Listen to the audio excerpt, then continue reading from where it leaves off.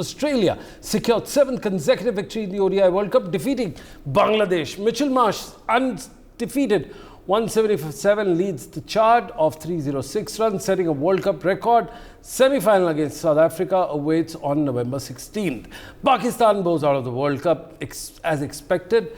A 93-run loss to England. England's formidable 337 proves insurmountable. I can't still pronounce that word, but we'll go on. Winning streak faces Netherlands in the last group stage clash.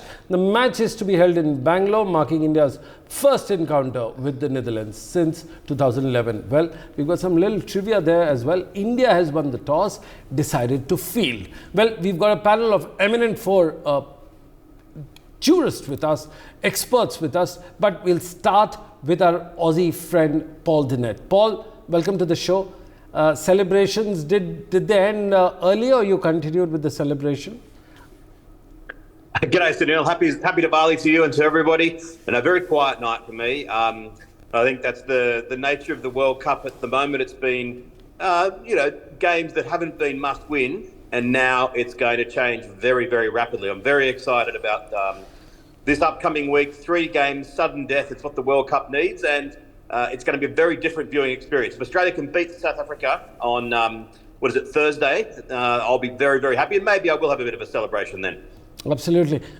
David Brooks. David, what do we have from England right now? There are many theories coming in. The daggers are out, but we'll concentrate on the last game before we go on to our international player from Zimbabwe, John Nyumbo, who's currently based out, former international player, now based out of UK. We'll ask him about the weather, of course, but right now, David Brooks, for you, how is it going in England?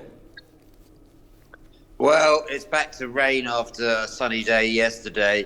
But, England half-centuries in this tournament have been as rare as sunny days in November.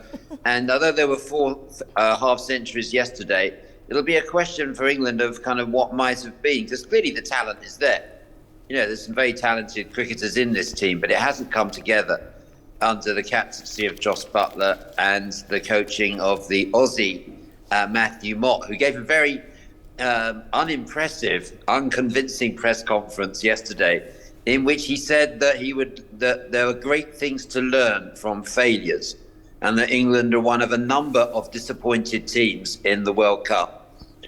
Well, that's a strange thing to say, bracketing England with Sri Lanka and Bangladesh, the last 2 Asian nations in the tournament. And I think he also said that he was comfortable in his skin and that he was more determined than ever to carry on. He put his backing behind Jos Buttler, which is not unusual for winning teams to coalesce the leaders to try and defend each other, to defend failure. Jos Buttler put out a contradictory message in the press conference saying that he wanted to keep the same team together. Matthew Mott was hinting at lots of changes, but clearly the 2 casualties that should happen are not going to happen in time for England's tour of West Indies. So watch out for a West Indies victory in that series. Let's watch out. Well, we've got an international player joining us. He's based out of England. And John Nyumbo, if I can have you on the show, and welcome on an auspicious day of Diwali. What do you think of, you're sitting from outside, you have a vantage view of the entire situation. Tell me, any bright spots for England? Yeah, good morning, good people, and happy Diwali to everyone. And Pavel, thank you for having me on your show. Yeah, it's pretty doom and gloom, like what David just mentioned in the England camp. But as the powers that they are, I do expect that whatever changes they'll bring, they'll come out on the positive side of things. They've got a vast array of cricketers at their disposal. So in the next coming months or so, we're probably going to see some changes.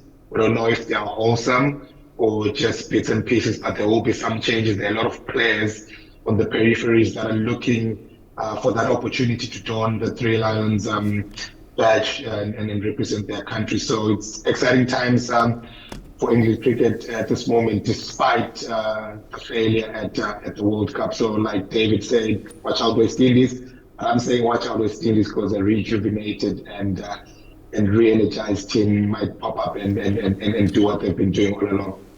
Well, very interesting point. Today, India takes on Netherlands at Bangalore, which is a run feast pitch. But it's a larger question today, not specifically from player to player, because we know the stats. But the thing is that Netherlands was the flag bearer of upsets. They started off with upsetting big teams, so did Afghanistan.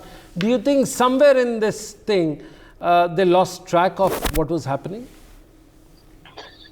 Not really lost track, but as the minnows per se that people say they are, I think they punched above their waist. So what they've done at the moment is very remarkable, and they're headed in the right direction in their cricket. But like you say, today is a different ball game.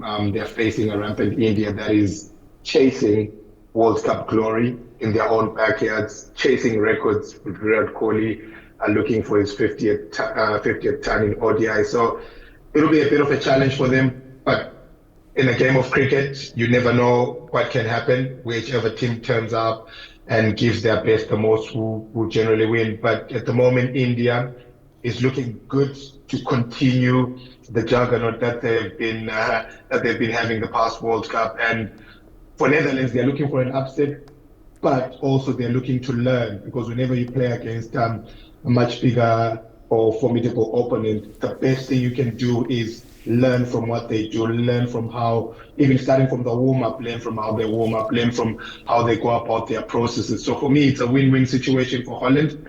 No pressure on India. They're just going about what they've been doing all along and getting ready for the semi-finals. Well, absolutely. John Nimbo, thank you very much. We'll come back to you in a while.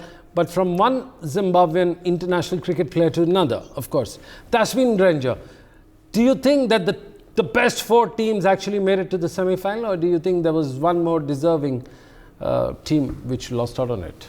Yeah, I think basing it on current form and stats of how the World Cup has been going, definitely the best four. I think, I'm not the biggest Australian supporter out here, but they've played good cricket to bounce back and fight for a place to find themselves back in the top four as well.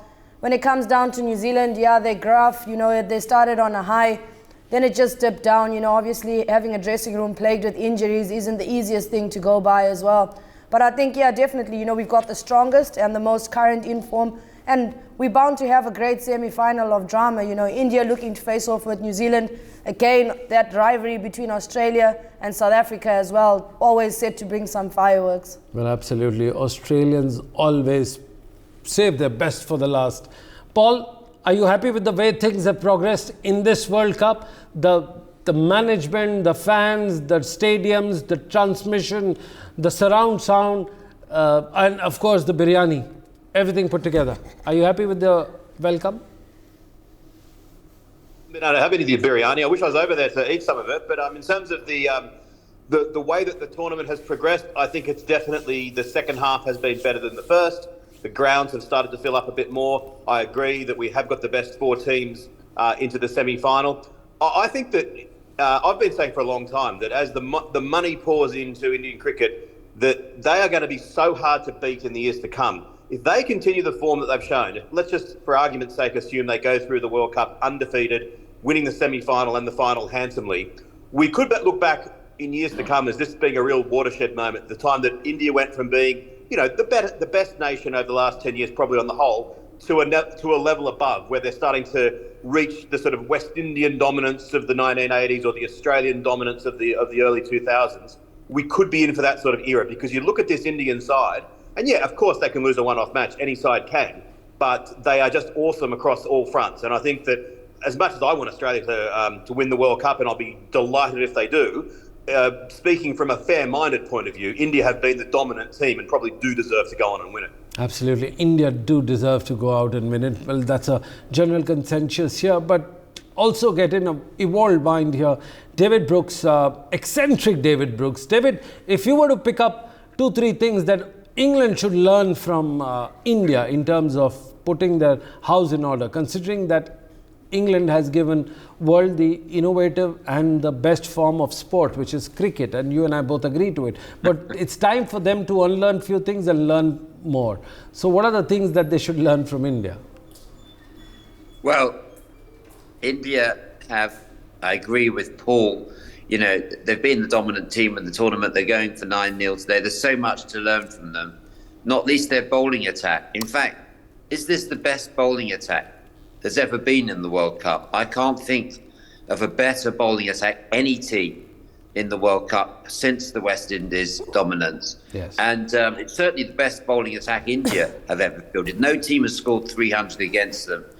And the economy rate and strike rate is superb. So England could learn a lot by picking their first choice bowling attack. I mean, there's no difference between this bowling attack and the Test match bowling attack, whereas England have had two separate teams, the ODI team and the Test match team. And you can already see that changing moving forward. They've picked Crawley and Duckett in their squad that's just been announced to tour West Indies. And that's the Test match opening partnership. So they're going more to the India model of picking the best 11 or 12 players across both formats. Okay, Sky plays ODI rather than Test, but even he had to go in the Test arena. So I think England can learn from that rather than these bits and pieces players like Liam Livingstone, who I'm very surprised has retained his place in the England squad in the West Indies series that's coming up almost straight after this. Such is the international schedule now that teams don't get a respite. But what else can England learn? How to build an innings. You can learn that from the great man, Mr. Virat Kohli. Look, if ever you wanted to score your 50th ODI century, Netherlands would be probably one of the first opponents you would choose. And so this is a real opportunity for Virat Kohli today. And England can only stand and watch the master at work. In fact, all that top order, England can learn in all departments, not forgetting the spin department where Jadeja, stepped up to the plate, produced that match-winning performance. So they can learn all round, man for man. Joe Root, before this tournament, said he wouldn't swap any England players for any Australia players when the two teams played. I wonder what he'd say about playing against India, because at the moment you could swap all 11 for India players, couldn't you?